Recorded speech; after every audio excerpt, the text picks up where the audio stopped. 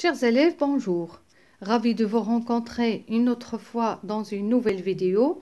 On continue toujours l'analyse des scènes de théâtre d'Antigone de Jean Anouilh. Le test de lecture d'aujourd'hui est consacré à la scène entre le cœur et le messager. Si vous êtes prêts, on commence. Que commente le cœur dans cette scène? Il commente la fin de la pièce. Pourquoi a-t-il dit « il va falloir qu'ils y passent tous » ? Car la mort d'Antigone a provoqué d'autres morts, celle d'Aimon et celle d'Eurydice. Que vient annoncer le messager? Justifié. Il vient annoncer comment la mort d'Antigone et d'Aimon s'est déroulée. Il a dit « jetez Antigone dans son trou ». Il se plonge l'épée dans le ventre. Bien sûr, il parle de Aimon. Relevez le portrait de Créon brossé par le messager et commentez-le.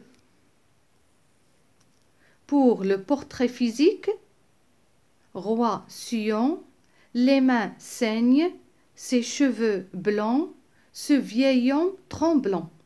Pour le portrait moral, lui qui a deviné hurle comme un fou, il le supplie. Créon est marqué comme un homme vieux, un être humain qui ne se contrôle pas. Dans cette scène, on voit le contraste entre sa position comme roi et ses actions. Il hurle, suant, rend cette scène pathétique.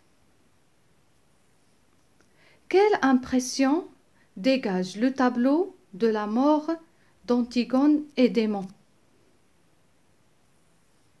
Une impression de tristesse et de mélancolie.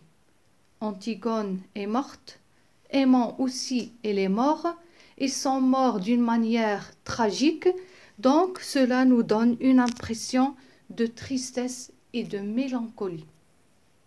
Quel rôle joue le messager dans cette scène? C'est un témoin. Il rapporte objectivement et fidèlement les événements qui ont eu lieu à l'extérieur de la scène, puisqu'il a assisté à la mort d'Antigone qui a été jetée dans un trou, et il a assisté à la mort aussi de Aimon. Donc les deux morts sont réalisées à l'extérieur du palais. Donc le messager, il a été présent comme témoin et nous a rapporté fidèlement et objectivement les événements. On arrive à la fin de notre test. Donc Antigone est morte, Aimon aussi elle est morte. Donc les deux héros de l'histoire, ou bien l'héroïne qui est Antigone et son fiancé Aimon, ont quitté ce monde et sont morts.